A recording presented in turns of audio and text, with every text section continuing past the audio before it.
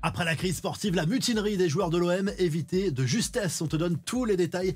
Ici, Véronique Rabiot qui cherche à nouveau le PSG, Nasser El Khelaifi et la Ligue de foot et le Barça qui se met à trembler pour l'avenir de Lamine Yamal.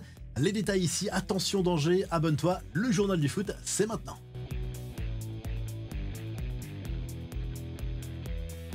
Le vestiaire de l'OM est-il au bord de l'implosion? En tout cas, il y a clairement de la tension dans l'air, comme l'explique l'équipe qui révèle que l'entraînement de lundi s'est très mal passé entre Roberto De Zerbi et ses joueurs. 48 heures après la claque infligée par Reims en Ligue 1, le coach italien en colère contre son groupe a carrément refusé de les entraîner, laissant son staff gérer la situation. Le technicien olympien a demandé à son groupe si l'objectif était de le faire échouer dans sa mission de qualifier l'OM pour la Ligue des Champions. Les joueurs ont d'abord refusé de s'entraîner. Il a fallu que Mehdi Benatia aille directement parler au cadre pour apaiser la situation. Un autre sujet a été source de crispation en début de semaine à la commanderie.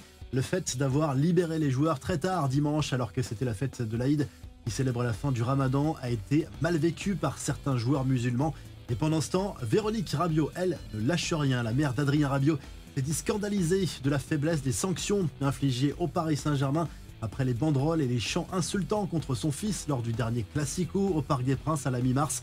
On le rappelle, ce sera une fermeture partielle de la tribune Auteuil pour le match face au Havre le 19 avril.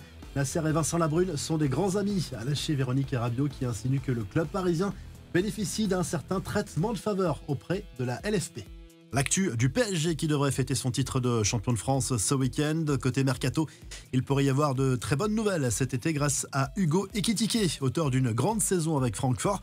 En fait, l'attaquant français est suivi par plusieurs gros clubs européens prêts à passer à l'action lors du prochain Mercato. Et le PSG a eu du nez en négociant un pourcentage à la revente de 20% sur une éventuelle plus-value lors de son transfert en Allemagne l'été dernier. Et le PSG pourrait toucher un joli chèque. Quand on sait que Francfort a fixé le prix d'Ekitike à 80 millions, le PSG pourrait donc récupérer potentiellement jusqu'à 12 millions supplémentaires. Manchester United, Liverpool, la Juve et Arsenal le suivent de près.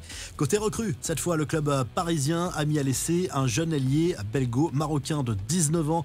Avec le groupe Espoir, les premiers retours sont très positifs pour Ilian Mande. Le natif de Bruxelles est libre de tout contrat après la faillite de son club en D2 belge. La première longue interview accordée par Kylian Mbappé à un média espagnol depuis son arrivée au Real Madrid sera donc diffusée dimanche. Une exclusivité décrochée par la chaîne La Sexta par la journaliste Anna Pastor qui a lâché quelques infos plutôt flatteuses sur l'ancien parisien qu'elle qualifie de très intelligent, sympathique et même charismatique. La chaîne a lâché de nouveaux extraits avec un Mbappé tout sourire. On comprend que l'attaquant madrilène est désormais très heureux, très épanoui après avoir digéré finalement son arrivée dans la capitale espagnole.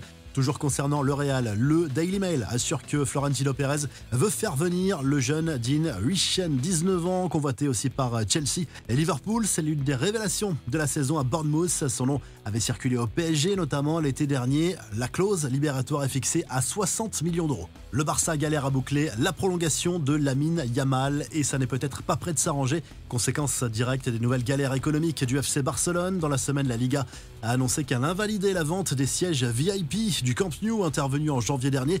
Cette transaction devait rapporter 100 millions d'euros au Blaugrana et leur permettre d'entrer dans les clous du fair play financier espagnol. En revanche, l'instance soupçonne une magouille. Les montants annoncés ne correspondent pas aux comptes présentés.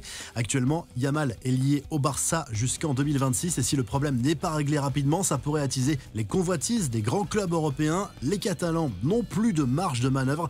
Il faudra réaliser une vente majeure cet été. Surtout, l'agent du joueur commence à mettre la pression sur la direction catalane. On se quitte en vidéo, abonne-toi et à très vite pour un nouveau journal du foot.